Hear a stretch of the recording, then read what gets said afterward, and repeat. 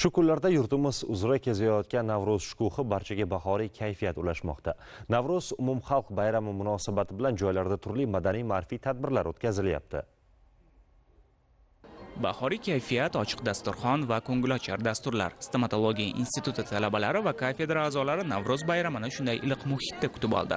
Sharqona yangi yilda an'anaga ko'ra o'zimizning milliy taomlar dasturxonga tortildi. Nozu ne'matlar ulashindi. Talabalar tomonidan tashkil etilgan yarmarka eng yaxshi stend, eng yaxshi milliy libos, eng mazali taom kabi mezonlari bo'yicha baholandi. Bugun shunaqa kunki, bugun yayrab kulish kerak. Yoshlarimiz mana ko'ryapsiz, hammasi bir bayram kayfiyatida, xursand. Bunaqa kunni qani har kun shunaqa bo'lsa, xalqimizni tabriklaymiz bugungi bayram bilan. Hozirgi kun hayotimiz juda ham yaxshi, go'zal. Bundan oshiq bo'lmasa kerak deb o'ylayman men. Noz-ne'matlardan bahoriy somsalar, sumalaklar har doimgidek bahoriy kayfiyatda. Bayram dasturxonlari tuzatildi, talabalar hammamiz bundan mamnunmiz hammasi. Juda yaxshi bo'ldi. Navro'z bayrami hammamizga muborak bo'lsin. UNESCOning nomoddiy madaniy merosi ro'yxatiga kiritilgan Navro'z bayrami bu yerda ta'lim oladigan hindistonlik talabalar uchun yangilik emas. Ular har yili ushbu yangilanish bayramini xursandchilikda nishonlashadi. Bayram juda rang-barang. Menga milliy liboslar, kuy-qo'shiq va ayniqsa o'zbek taomlari juda yoqadi. Bu yerda ajoyib o'ziga xos atmosferani his qilyapman. Hamma xursand, biz ham maroqli vaqt o'tkazyapmiz. Bayram dasturidan o'rin olgan taniqli san'atkorlarning ijrosi va talabalarning ko'rgazmali chiqishlari hech kimni zeriktirib qo'ymadi. Yurtimiz bo'ylab Navro'z saylari davom etmoqda.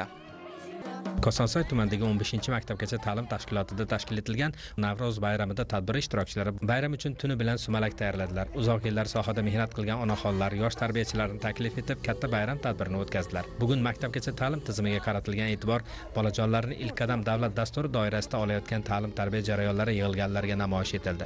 Navro'z ezgulik ayyomi, unda xalq o'yinlariga alohida e'tibor beriladi. Jajjilar o'rtasidagi arqon tortish, kurash, shaxmat, shashka musobaqalari, bahoriy raqslar, rasmlar tanlovlari ularning burg'aq qalblariga o'zaro hamkorlik, mardlik, chaqqonlik urug'ini ekadi. Kosonsoy tumanida atigi 29 ta davlat maktabgacha ta'lim tashkiloti bo'lgan bo'lsa, hozirgi mana shu kunga kelib 150 ta nodavlat maktabgacha ta'lim tashkiloti, oilaviy va 40 ta davlat maktabgacha ta'lim tashkiloti tashkil etilib, 18480 ta 3-7 yoshli bolalardan hozirgi kunda biz 14800 tasini biz qamrab olib, 73% tashkil qilyapti.